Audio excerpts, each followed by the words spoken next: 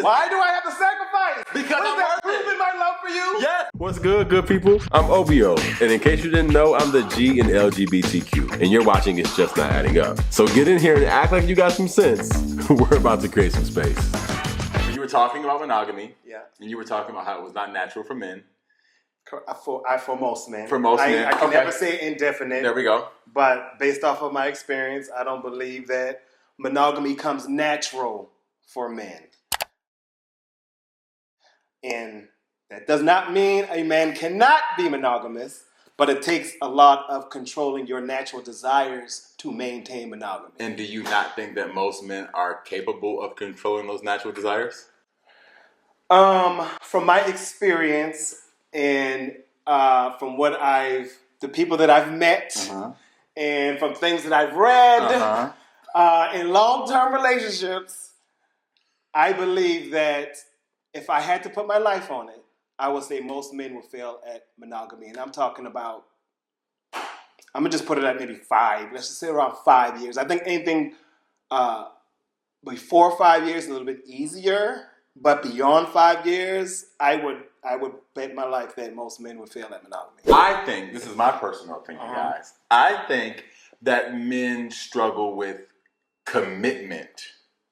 What's the difference? What type of commitment? I think committing in the ways in which society has dictated committing to look like, meaning no flirtatiousness, like you wanting to get all intimacy and all these things from one person. And I think a lot of times what I've seen is a lot of men just wanting license to get that certain whatever out with somebody else, even if it's not physical. What does it mean, license? The right to express yourself? Yes. Why do you need a license to express who you are? Because some people's commitments don't sound like that, G. Now we're not going to keep acting in here. We're not going to act today. We're not going to act. Why do I, as a grown-ass man, where do I get this license from to be myself? Your partner?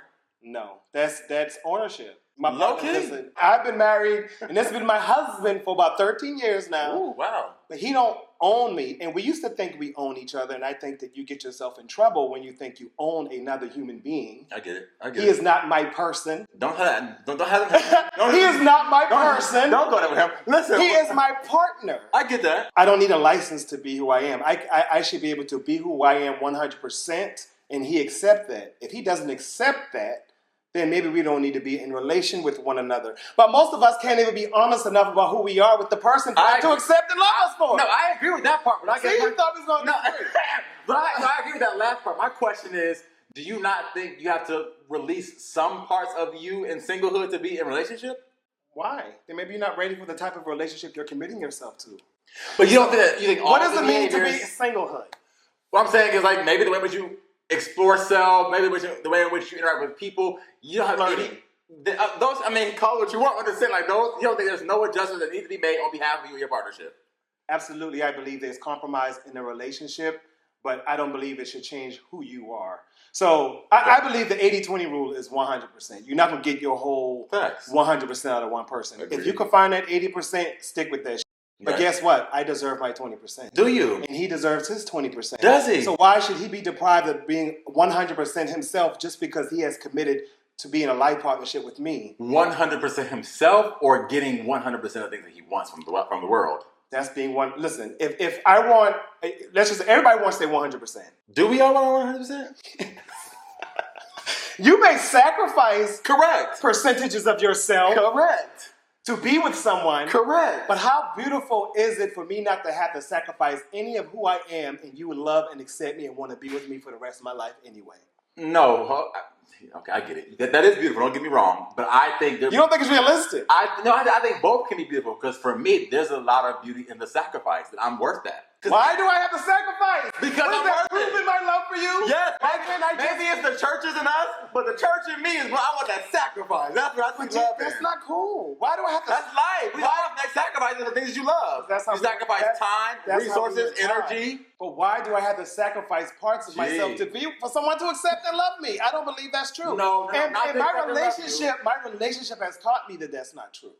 I don't know if it's to accept and love you, but I think it's to have a marriage, and I don't mean marriage like holy match. I mean, like a marriage, I mean, like a conjoining right. that is balanced. I think that both of us wanting to be 100% satisfied 100% of the time is not going to make for equilibrium. It's never going to happen. Correct. Being happy 100% of the time is not even realistic. Right. So you go in other societies where monogamy does not exist.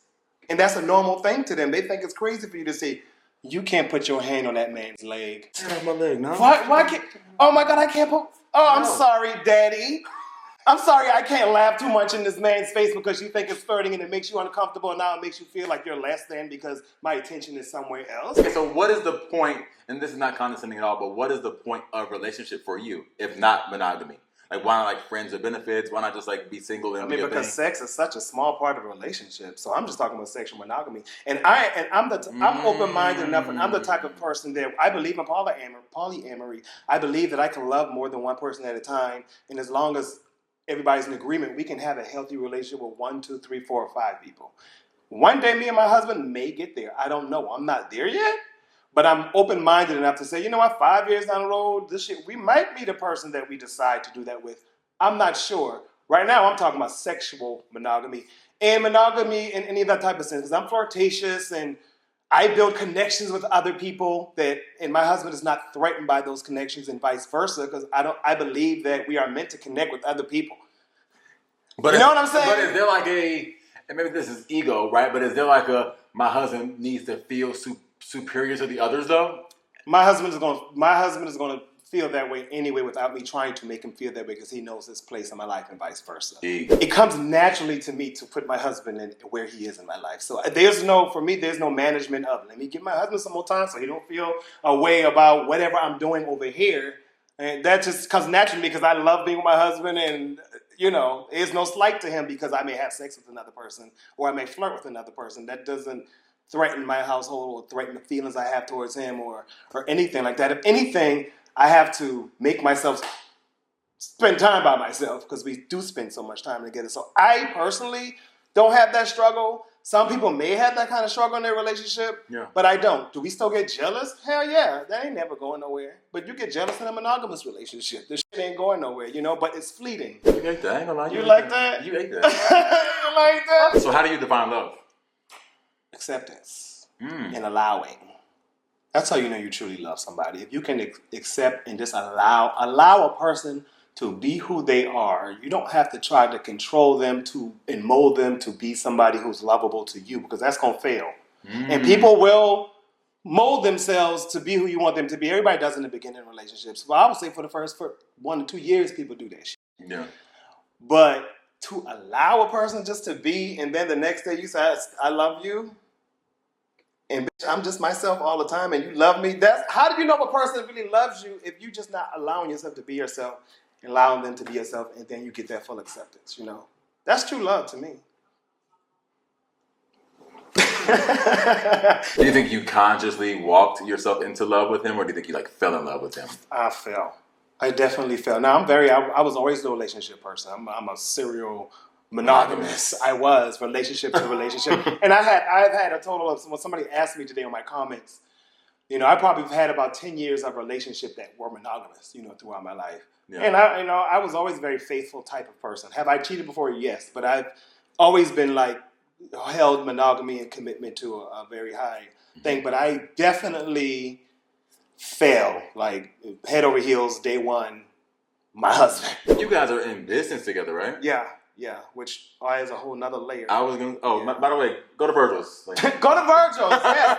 I think grieving your previous self is hard. And I think people don't talk about that within our community enough. Even for myself, when I came out the closet, I didn't understand why I felt like I had lost something. And I feel like I was losing the privilege, the comfort, the whatever I thought I had when I was pretending to be straight. And I think that was very, very tough for me to finally get through. And plus, you get such an applause. And not saying it's not a big feat, but you get a lot of affirmation when you just come out the closet. So a lot of people think the work is done. I came out, I'm done. Hell and no. a lot of times the work is starting when you come out It's just starting because now you're able to be honest about for who real. you are, what you want, and those kind of things too. I say this often about like not identifying with sexual positions because it's a very tough time to get from underneath those things. Because we make personas out of being a top, personas out of being a bottom, personas out of being, you know, and then when it's time for you to meet somebody who may want you to explore a little bit more or meet somebody who wants you to do something else, it's like a whirlwind for you because you decide like how I let go of the fact that I've been this way for forever. Exactly. And you should, the older you get, the more you should evolve in every way, but especially sexually. You get to know yourself more. So what happens when you're in a relationship with someone and both, you got a top and you got a bottom, but after 2 to 3 years, you start opening yourself up more sexually and things start to change. So it's do you leave the person now? Even more than just sex, how do you clock compatibility? Tell me a little bit about that for you. What does it look like? So I think we get what does compatibility really mean? We have these sets of rules or these sets of things that I'm compatible to a person who likes to go out all the time. I like a person who's a homebody. To me, it's just bullshit. I feel like we make dating and relationships, so we don't do that with our friends. We just become friends. Do we? It sounds to me like you believe in self-love, which is amazing. Yeah, of course. But you believe that self-love requires a certain amount of freedom. Absolutely. You have to have freedom. It's everybody's natural instinct, and me saying everybody again, what comes natural, but you tell me if you don't agree with this or not, but we all have the desire to be free.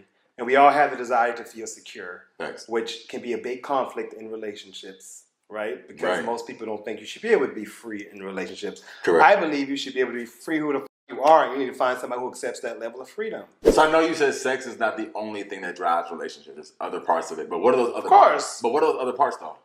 Companionship, acceptance. Fun? Or no? Fun, of course. Does that matter? Yeah, of course.